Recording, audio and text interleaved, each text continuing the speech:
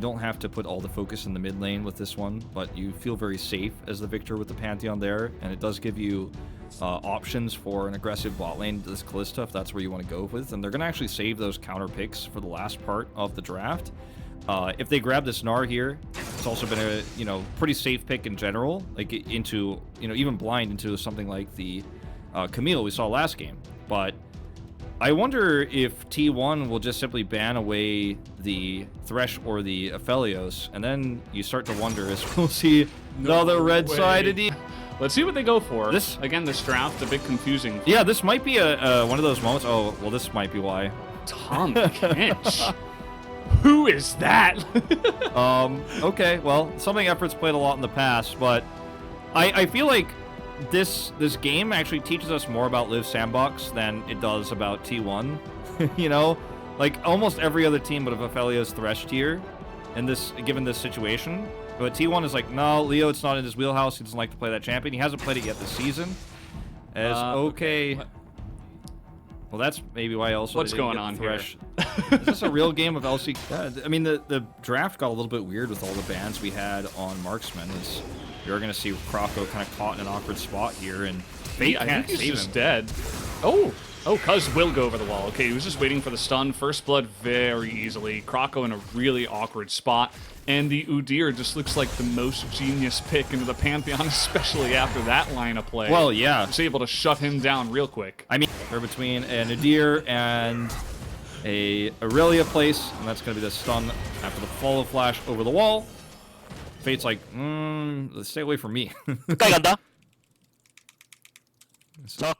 Whoa. Intense kicking. Kicking, rather. He said, basically, I got him, let's... Yeah, and this is the thing, in the past, we always used to see Tom Kench over and over and over again. We're going to have a one-on-one here. We got Pantheon coming up to the top side, but Kana looking to turn it around. The Gnar ultimate does come out. The damage should be good enough, but Summit has to flash away. And that will be enough to get out of harm's way, and no triumph there for the Aurelia, as that will be... it was close, but at least they do get that kill onto the Aurelia. It's huge. And pick up that kill. Yeah, it's huge that they get the kill onto Aurelia because she was starting to really take over the lane. Kana was having a great time. It's actually going much better, in fact, than what we saw previously, as we're actually going to see a dive here in the bot side to try to trade this back. This bottom lane is just a disaster right now from the Sandbox. Effort is just dead. There is no hope for him, even under the turret, the second turret in the bottom lane. And, well, this is a 30 CS lead now. And Effort is... where is he? What is going on? What? I think he was trying to stop the backs. Because Teddy has so much gold right now, and he was probably backing under turret, and he assumed that Kerio went back. Okay. And now he's brought out in 2021, and T1 are like, nope. I mean, look at this. We have evolved. You can't just dive in. They're just going to dive the turret. The Tom Kench is easily dead. I mean, there's no way you're getting away. Against the Kalista, Kerio takes, yeah, takes a little bit too much damage, but that's okay. I mean, they're not done. Gonna pull him back, and Leo's dead too. You're not getting out of this. Well, actually, I think he's still dead, but doesn't flash. I think he should have just flashed and taken the kill, but yeah, they're just gonna wait and give this one to Teddy. Just making sure Teddy can carry again. Meanwhile, Kana 1v3 having a decent time up here, buying time. Yeah, he's also dead. Okay, well, Closer tries to help out there a little bit late, but not gonna get there on time. As they will actually get the root onto Summit. You can see just the amount of damage they do. I mean, Kerio doesn't even have that many items at this point in time. Summit looks like he might just die here. He's gonna hit the Mega Gnar, and actually, this time around, it looks like Cuz, just barely, is going to be taken. Yeah, I just can't get that blast cone away. But yeah, the damage output, even with just the Sorcerer's Boots and the Amp Tome, is really high, and he just has so much CC. Imagine flashing away from the support Nico. It's just like the scariest thing. Maybe he was actually in his chameleon form there, but either way, we have a trade down in the bottom side. Kana flashing away from the wallop, or at least he tried, but was a little bit too quick on the mention. His Effort's going to go ahead and find his way on the backside of Teddy, who now has to play Ring Around the Rosie. Nice try, Teddy, but not sure about this one. You could see he's really desperately trying to trade this one back.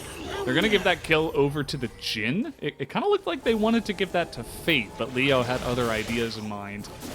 And he does take down that kill. Yeah. Teddy flashing forward. So at least they do get the flash away from Gnar. Maybe that'll help Kana in the side lane. Watch this happen again. He does get stunned, pushed into the wall, doesn't avoid it with the flash when he tries to. Actually turns back around and gets hit by it anyway. Oh, what is going on in this top lane? Poor Kana. He's desperately trying to get something going, but he keeps getting caught. And there's no way for him to get out of here, as now the Nico's got to get in there with a Pop Blossom. Leo is going to have to flash away as Closer just barely going to get away from that one, but does get sniped from range. And at the end of the day, now Krako and Effort trying to move forward, but they are not going to be able to get much. So many low health bars here, and now Cuz is just going man mode onto so many members of Live Sandbox. He gets a double kill, and Leo just stoned out for a little bit too long. Summit desperately trying to play carry here in this game, as Teddy not able to take out his AD carry opponent, as at the end of the day, it's going to be a kill onto the Jhin, or the Nico. That was actually pretty, I think, pretty overzealous from T1 to think they could turn that one around. In this case, can actually do tons of damage. T1 actually now starting to lose a lot of health. As Kana's looking for the flank. Go. The flank, and there it is. Pantheon getting in. Kana with that big flank that you did mention. Krako totally isolated, and Kana's actually getting a decent amount of work done here. He's even going to survive at the end of it. We got the Pop Blossom coming in from Keria, and he is pretty low, but Summit can't do it all alone. This is the problem. He's going to get the one. And now he's desperately trying to get on top of actually the Callista here, and he is going to take out another one. Can Summit actually do it alone? Maybe I'm going to be eating my words here, as he's even going to survive on the back of that fight somehow, some way. But at the end of the day, T1's still taking a big win in that fight. They get the Ocean Drake, and they will move ahead. It's the Ocean Soul as well, yeah. And they move ahead here, but you can see there are certainly where, you know, how these fights are going if T1 can't actually win the fight in the initiation. They're really struggling to close them out. Here's a flank from Cuz. Okay, trying to get on in there, and they do get the knock-up onto the Victor. They would love to take away Fate, but that is a really nice devour. Fate will live, but Effort might pay the price in the front line. He's just on the run here. Kana with no ultimate. He's just going to get exhausted. Not even able to take out Krako, and he will go down. Moving a little bit too far forward, and Summit is so massive at this point in time. Nearly able to take out Cuz, but will have to back away. I think there's a really good chance. One can corner them with a big Pop Blossom, then they'll have all the engage they need. But Keria takes a ton of damage. There's the engage though with the Shockwave onto Krako, but Keria is a non-factor on the backside, and so is Cuz by himself, zoned away. And Fate is doing way too much damage in this game. As the heal, he's untouched. Is going to come out. He's basically untouched here, Valdez. And the Elder Drake is on Team Live Sandbox right now as well. T1 kind of getting caught there, taking a ton of damage. Now they have to reapproach here. Krako's getting low. Summit, though, with the Mega Gnar. They're going to try to burst him down, but the Devour is there again. But here comes the engage and a massive Gnar ultimate onto 4 or 5 members. But Keria's follow-up is just pristine. And you just give that Pog boat right to Keria right now. Hops in there and gets it off. Might have been the Fate's call. Who knows? It was just the best engage ever. It was so perfectly done. And it was in a crisis moment as well. The follow-up there. They're going to try to end. They are going to end.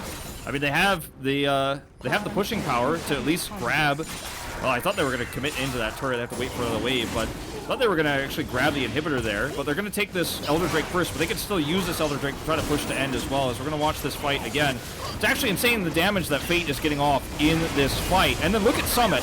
He's isolated, he's rooted, he's by himself, but he gets eaten here, devoured, and then boom. The re-engage, triple stun, but it's still just not enough. Keria says Pop Flash, or Pop Blossom, excuse me, into the backline here, and Leo is down. Fate can't rejoin the fight anymore, and finally T1 get that burst safely towards where the rest of the team is, so there's no pick potential here for Live Sandbox. They wanted it so badly. Just gonna have to take a defensive fight.